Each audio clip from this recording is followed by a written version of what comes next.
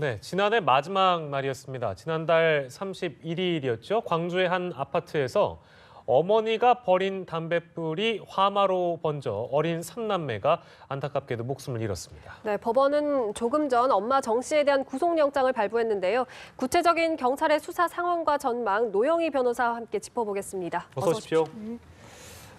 법원이 이렇게 얘기를 했네요. 과실 내용은 물론이고 과실 결과도 매우 중대하다라는 이야기를 했는데 구속이 필요하다면 뭐 근거가 있지 않겠습니까? 어떤 근거로 봐야 될까요?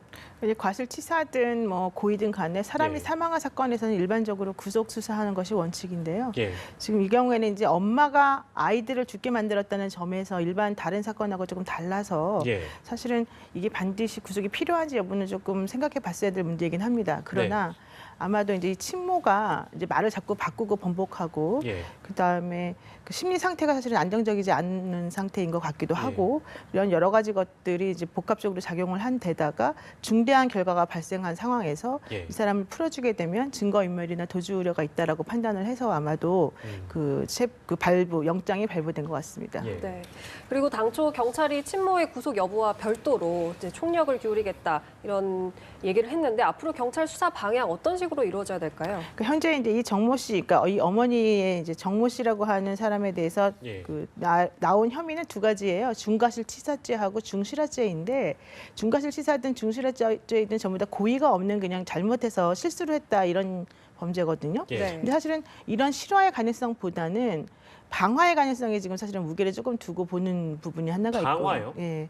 왜냐하면은 이 당시 정 씨가 불이 난 걸 인지하고 난 다음에 한 행동들이 사실 상식적이지 않기 때문에 혹시라도 일부러 아이들을 뭐 이렇게 잘못된 방향으로 하려고 생각했던 것은 아닌가라는 생각도 좀 하고 있어요. 그러나 아직까지 현장 검증에서는 그런 게 나오지 않았기 때문에 조심스럽게 지금 접근을 하고 있는 중인데요. 저는 그런 것도 중요하지만 또 하나 여기서 확실히 해야 될 것은 부작위에 의한 살인죄라고 하는 것을 우리가 한번 생각해 볼 수 있지 않을까 생각합니다. 부작위에 의한 살인죄. 그러니까 불이 난 것하고 아이를 구하지 않은 걸 따로 떼어서 생각해 볼 수 있다는 건데요. 네. 불이 난 것은 뭐 내가 담배를 피우다가 뭐 꽁초를 잘못 버려서 실수로 한 것이다라고 할 가능성도 있지만 그렇다 치더라도 내가 아이들하고 같이 자는 방에서 눈을 떠보니 불이 저쪽에 나더라. 그렇다면 일어나서 엄마니까 당연히 자신의 보호를 필요로 하는 아이들을 먼저 깨우고 데리고 나와서 대피를 시키고 그리고 119 신고를 하는 것이 기본이거든요. 근데 지금 이 어머니의 경우에는 그냥 처음에 이제 물론 그 이후의 진술도 많이 오락가락하지만은 본인이 일어나 보니까 불이 붙어 있어서 일단 자기는 아이들에게 잘 자라고 이불을 덮어주고 나왔다는 거예요. 상식적으로 생각해봤을 때 불이 나는데 이불을 덮어주게 되면 오히려 질식사의 위험이 더 커지게 되는 거고요. 특히 지금 겨울이기 때문에 성민불이 무겁거든요. 이 아이들이 15개월짜리이고 2살짜리고 4살짜리라고 한다면 아이들이 밤에 잠을 자다가 갑자기 불이 나는 것 같아서 일어나서 깜짝 놀라서 움직이려고 할 때 이불이 엉켜서 사실은 좀 빨리빨리 못 일어날 가능성도 있는데 오히려 이 아이들을 그렇게 편하게 해주지 않고 이불을 덮어주고 나왔다는 것도 상식적이지가 않아요. 게다가 본인 얘기는 뭐 방에서 전화를 베란다 나와서 구조 요청했다고 하는데 구조 요청도 결과적으로는 남편한테 먼저 계속 했단 말이에요. 전화 받지 않는 남편에게. 원래는 우리 같으면 119에다 전화를 해야 되는 게 맞잖아요. 그러니까 그런 것들도 보면 사실 상식적이지 않은데 더더욱 중요한 것은 나중에 방화의 이 불이 난 곳이 어딘가 살펴보았더니 방에서 난 것처럼 지금 이 현장 검식이 나오고 있거든요. 그렇다면은 방에서 불이 난 것이라고 하는 것을 왜 방에서 났다고 말하면 되는데 왜 그런 말도 안 하고 갑자기 베란다 나가서 했다 그러고 말이 왔다 갔다 하느냐 이런 생각해 봤을 때 엄마로서 아이를 구해야 될 의무가 있는데도 불구하고 구하지 않고 그냥 나왔다는 것 자체가 물론 뭐 아주 확정적으로 난 얘네를 죽여야 되겠다 이건 아니지만 이 아이들이 죽어도 어쩔 수 없다라고 하는 미필적 고의에 의한 부작위에 의한 살인이 가능하지 않을까 생각합니다. 미필적 고의에 의한 부작위에 의한 살인인데 저희가 지금 방금 그 정모 씨가 진술을 번복한 내용을 지금 보여드렸는데요. 이게 그러니까 지금 노 변호사께서도 말씀을 해주셨습니다만 라면 끓이려 가스레인지에 불 켠 뒤 잠들었다. 그래서 담뱃불 이불에 비벼 껐다.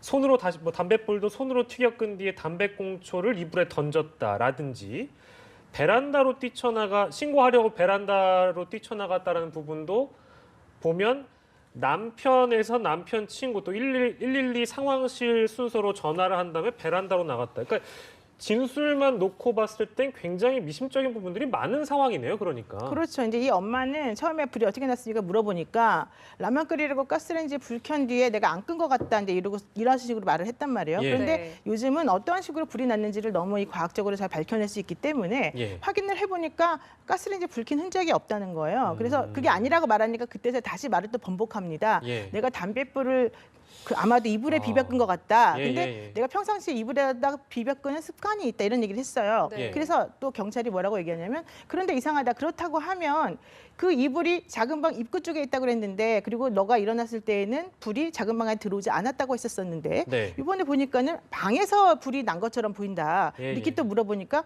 아 그렇다면은 손으로 내가 튀겨서 불을 끈 다음에 아마 불똥이 그쪽으로 튀어서 그런가 보다. 예. 또 이런 식으로 말을 바꾸는 거니까 경찰이나 수사기관에서 상황에 설명을 해주면 거기에 맞게끔 다시 말이 바뀌어요. 예. 그러니까 이런 것만 보더라도 사실은 상식적이지 않고요. 예, 예. 더 중요한 건요. 남편이 이 부인하고 사실 살면서 중학교 때 만나가지고 동거하다가 아이를 낳고 살면서 생활고에 시달렸단 말이에요. 그래서 예. 나흘 전에 이혼을 하기로 하고는 둘이서 같이 살고 있었어요. 예. 그런데 남편은 평상시에도 와이프가 나 죽어버리겠다 이런 말을 되게 많이 했기 때문에 예.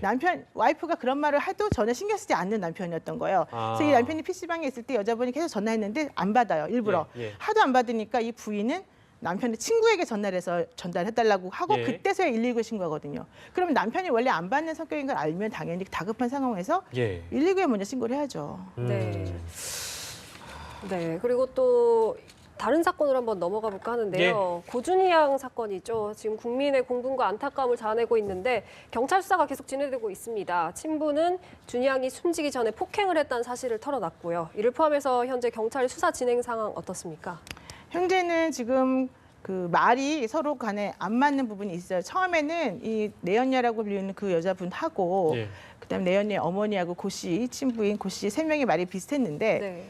이제 그 아이가 발견된 다음부터는 말이 자꾸 바뀝니다. 왜냐하면은 예. 핸드폰 통화 내역이라든가 동선 같은 것도 위치 추적 같은 걸 해보게 되면 예. 둘이 어디를 갔었는지 안 갔었는지가 나오거든요. 그래서 그 중간에는 이제 야산에 아이를 묻기 위해서 간 것은 할머니하고 이 고 씨라고 했다가 이제 지금은 그 부인도 알고 있다라는 얘기까지 나오고 있는 상황이어서 경찰에서는 한 명을 따로따로 불러가지고 따로따로 수사를 하면서 예. 서로 간에 말이 안 맞는 부분을 집중 추궁하고 있어요. 그래서 네. 여기서 핵심적으로 지금 하고 있는 수사의 내용은 학대가 있었는지, 예. 그 아이의 상태가 어떠했었는지, 그 아이의 상태 때문에 불화가 많았었는지, 예. 그래서 아이를 학대하고 죽게 한 것에 같이 공모했었는지 이런 것들을 지금 중점적으로 보고 있고요. 예. 이게 만약에 제대로 이제 판단이 되게 되면 3명을 다 아마도 지금 현재는 사체 유기 정도로만 얘기를 하고 있는데 예. 네. 어쩌면 학대 치사의 가능성도 있는 거죠.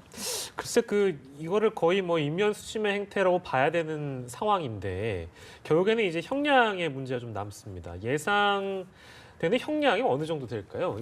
종합해 보면 어떻습니까? 일단 사체 유기 같은 경우는 사실은 7년 이하이기 때문에 그렇게 세지는 않는데요. 만약에 이 사람들이 공모해서 아이를 학대하다가 결국 사망에까지 이르겠다 그러면 그 학대 치사죄가 적용이 되거든요. 네. 학대 치사죄요. 그러면 5년 이상 무기징역 이게 예. 가능해요. 음. 그리고 죄가 여러 개, 그러니까 범죄명이 여러 개 있는 예. 경우에는 하나의 죄, 그러니까 가장 중한 죄에 정한 형으로 그 사람을 처벌하기 때문에 예. 가장 큰 거는 지금 무기까지 가능한 거니까 예. 무기징역을 뭐 할 수 있겠죠. 예. 그러나 보통 그렇게 하지 않고 이제 초범이고 뭐 여러 가지 사정을 종합해서 본다면 예. 아마도 이제 그 7년부터 뭐 그 세 개의 범죄들을 유기징역을 선택했을 때를 고려해서 한 22년 사이에서 결정이 될 가능성이 높습니다. 22년 사이로 결정될 네. 가능성이 높다. 네.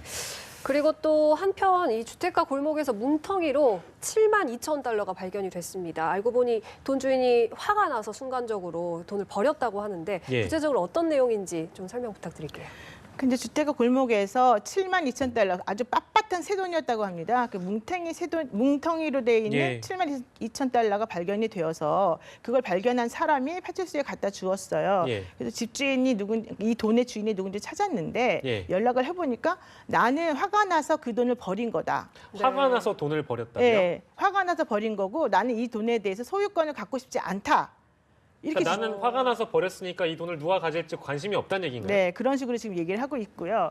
그래서 이게 이제 7만 2천 달러라고 하는 건 한국 돈으로 8천만 원이거든요. 네. 자기가 은행에서 4천만 원씩 2번 꺼내가지고 이 돈을 가지고는 있었었는데 예. 내가 화가 났다.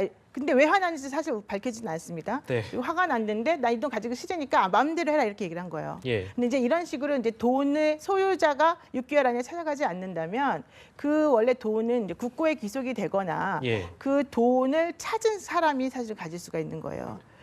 예, 예. 그래서 아. 아까 그 발견했던 사람, 그래서 예. 그 돈을 파출소에 가져다 준 사람에게 예. 이게 만약에 지금 8천만 원이잖아요. 그러면은 세금 떼고 뭐 이것 떼고 해서 그 사람이 가질 수 있는 최대치는 6,400만 원 정도까지 가질 수 있어요. 원래는. 아, 예. 근데 만약에 이 돈을 가진 사람이 원래 돈의 소유자가 나 그냥 다시 돌려주세요. 6개월 안에 마음이 바뀌어가지고 예. 그렇게 얘기를 하면 그 돈을 이제 주순 그분에게는 사례비로 예. 5%에서 20% 정도 사이에서 돈을 지급하게끔 되어 있어요. 아, 그게 법으로 정해져 있습니까? 예, 유실물에 관한 처리특례법에서 보면은 예. 길거리에서 준 돈에 대해서 이제 살해하는 것이 5%에서 20% 정도까지 사이에서 본인이 합의해서 할 수 있게끔 되어 있습니다. 그럼 마지막으로 이건 이제 그 저희끼리 가정하는 일종의 소설인데요. 네. 전 좀 이해가 안 돼서, 그러니까 예를 들어서 화가 나서 돈을 버렸다는 것도 잘 이해가 안 되지만 만약에 돈을 버린 구체적인 이유를 우리가 가정해 본다면 노 변호사께서는 어떻게 생각하세요? 이게 뭐 저희도 잘 이해가 안 돼가지고. 글쎄 뭐 검은 돈이었을까요? 아니면 어떤 범죄를 그 하면서 얻게 된 돈이었을까요? 아니면 뭐 위조 지폐였을까요? 위조 지폐는 지금 아니라고 나오고 있거든요. 예. 그렇다면은 사실 본인이 이 돈을 안 가져야 될 이유는 사실 없잖아요. 그렇죠. 그런데 본인이 가지겠다라고 말을 안 하고 너 마음대로 해라라고 얘기하는 것은 예. 이제 약간 뭐 정신적으로 조금 문제가 있는 분일 가능성도 있고 그렇지 않다라고 한다면은 예. 이 돈에 얽혀 있는 여러 가지 사정이나 이런 것들이 본인은 별로 좋지 않다. 그래서 본인이 신분을 드러내고 싶지 않다. 뭐 이런 걸 수 있을 것 같습니다. 예, 네, 알겠습니다. 상당히 뭐, 특이한 사건이네요. 네. 네, 오늘 말씀 여기까지 듣도록 하겠습니다. 지금까지 노영희 변호사와 함께 이야기 나눠봤습니다. 고맙습니다. 감사합니다.